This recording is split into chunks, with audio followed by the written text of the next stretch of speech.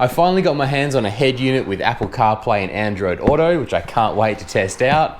So in today's video, I'm going to show you how to install an aftermarket head unit like this one in your car.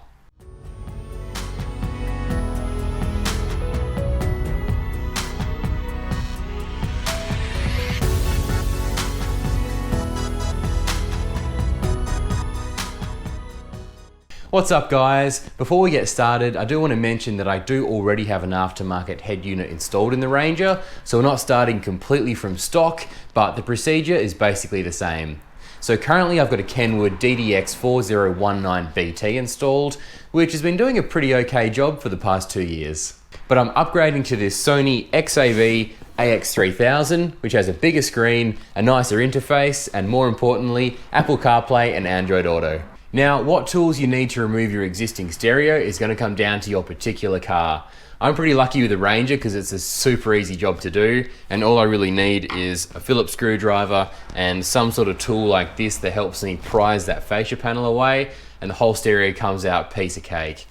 For the wiring side of things, you'll need either a nice set of pliers or some side cutters to do the job as well.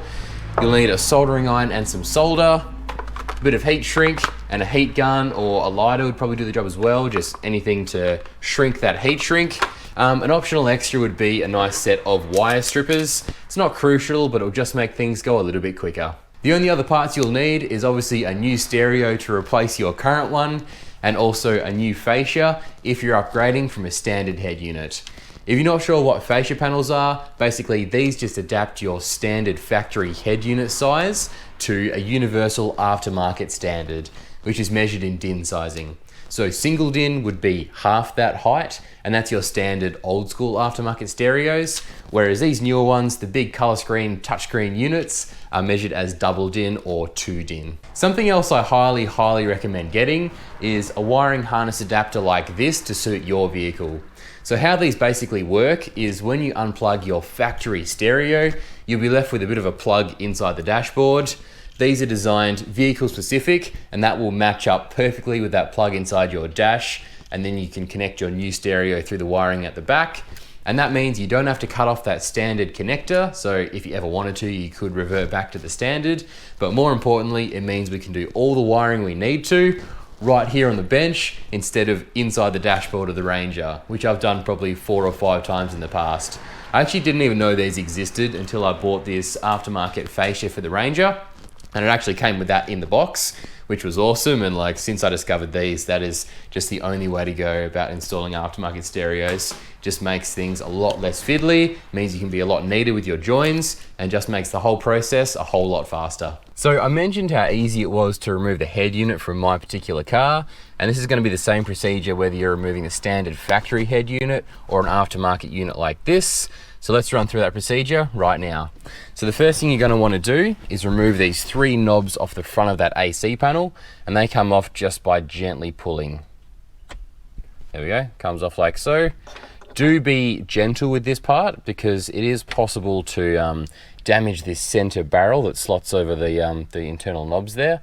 I've actually broken this middle one before, and I super glued it back together. I'm not sure if it's going to show up on the camera, but so far so good, still holding strong. Also, keep a note of the order you take these off in, or the arrangement they come off in, because you notice this right hand one is a bit shorter than the middle one.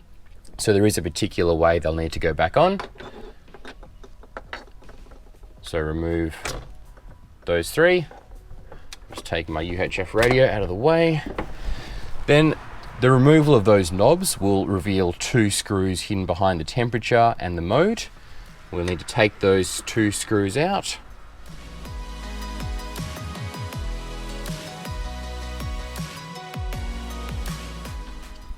Okay, we're just about done, believe it or not. So now you want to take some sort of tool that will help you prise this front fascia off. So the fascia is this silver panel here in the middle. So that whole panel will come off as a unit, including the stereo, including the hazard light button, including these, all of that. So basically I'm just going to start mine from the top and just poke this in and just gently moving that fascia plate out the front, working away around the edges, nice and gentle, until you have enough of it that you can kind of get a grip around the edges there. There we go. And the whole panel will come away, including the stereo. So now it's just a matter of disconnecting a few of these plugs and we'll have this stereo completely removed.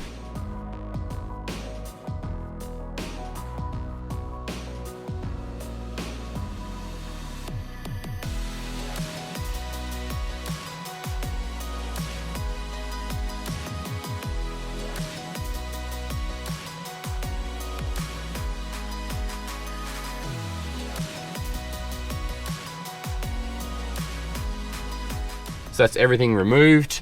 Ignore this wire, that's the USB for my phone with this current aftermarket stereo. So that's all you'll need to remove, and your entire fascia, including stereo, will come away. Okay, now that we've removed that old stereo, the next thing I'm going to do is I'm going to connect this wiring harness adapter that we mentioned earlier to the included wiring harness adapter for the new stereo. And the first thing we need to do there is make sure all the colors on this adapter correspond correctly to the colors of the new wiring harness.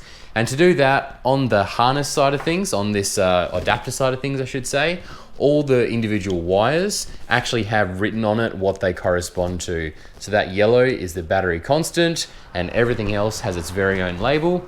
If yours doesn't, then it should at least come with a piece of paper that tells you what those colors correspond to.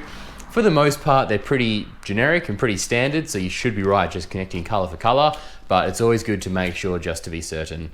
On the other side, these wires don't have anything written on them, so I'll have to reference the instruction manual that came with the stereo and flick through until you find a page that looks like this, and that will tell you nice and clearly, white is the front speaker left, grey, front speaker right, and all the other colors so that you can make sure that you're connecting the correct wire to the correct wire. So I've had a quick look and the good news is all my colors correspond correctly. So now I'm just going to go about wiring it all together.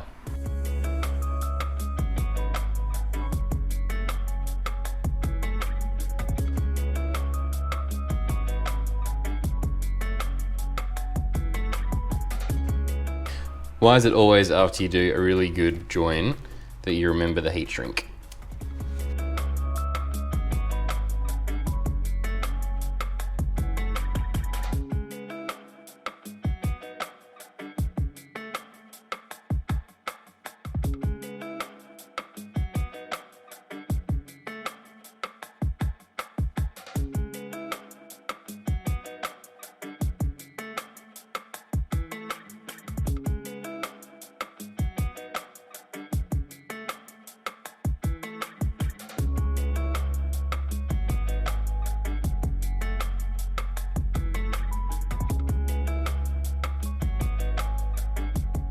The last time I did any sort of wiring on the channel, you guys picked me up on my poor soldering technique. And so I've changed, I've listened to your feedback, and now hopefully I'm doing it the correct way, which seems to be heating the wiring up from below until the wiring itself is hot enough to actually melt the solder straight on.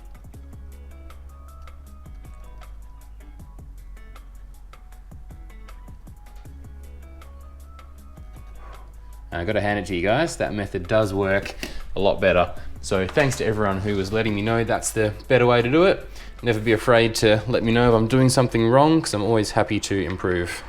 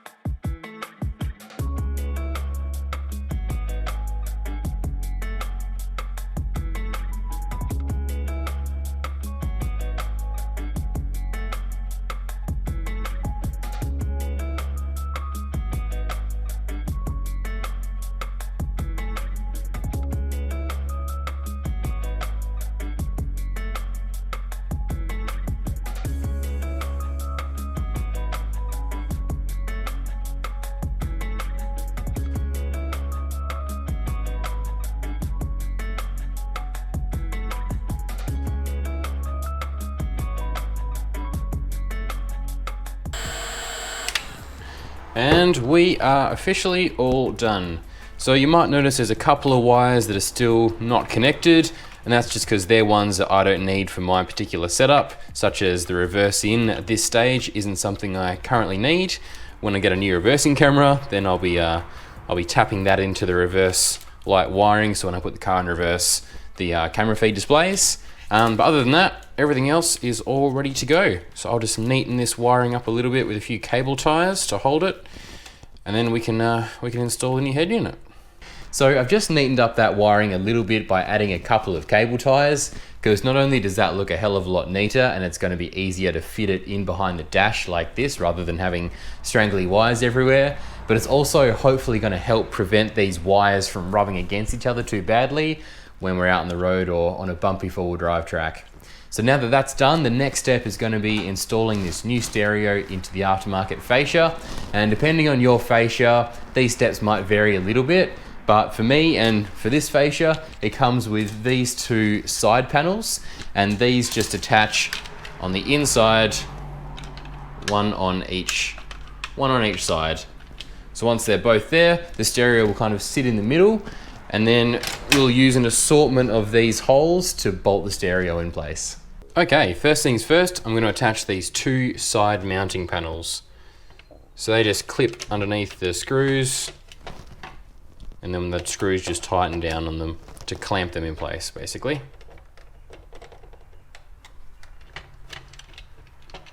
I'm not going to go too tight on these just yet. Just get them so they're holding in place.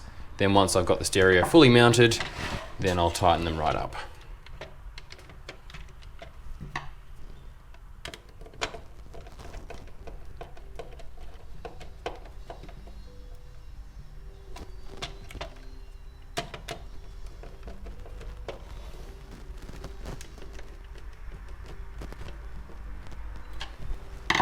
Okay, those side plates are on.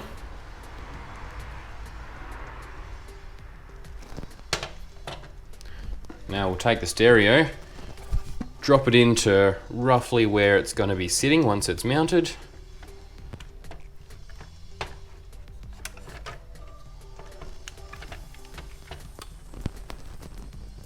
Okay, now I'm just looking on the sides to see what holes line up.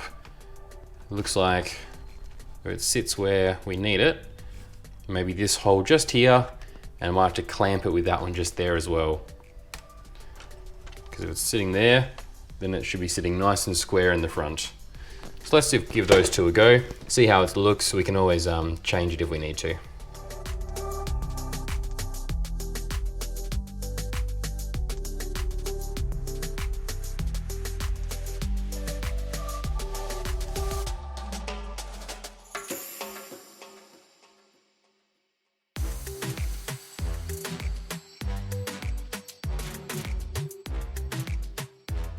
Okay, so that's all mounted. I'm still yet to give everything a proper tighten up, but just as a test fit, I'd say that's pretty successful. I'm not loving the gap we have around the edge, but that's more down to the size of the unit itself more than anything else.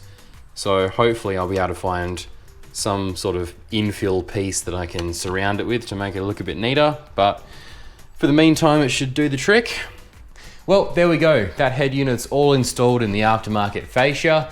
I would like to add a few more screws in the side just to give it a bit more strength. It does feel pretty sturdy, but just for peace of mind, I'll probably look at getting some more screws somewhere down the track and just reinforcing those sides a little bit better. But for now, it should do the job. We've also got our new wiring harness all ready to go. So now it should just be a matter of taking these pieces, jumping over to the car and plugging everything back together. Okay, we're back over at the car and ready to put this all back together. So first thing I'm going to do is just plug our new harness into the back of the head unit, get that all ready to go.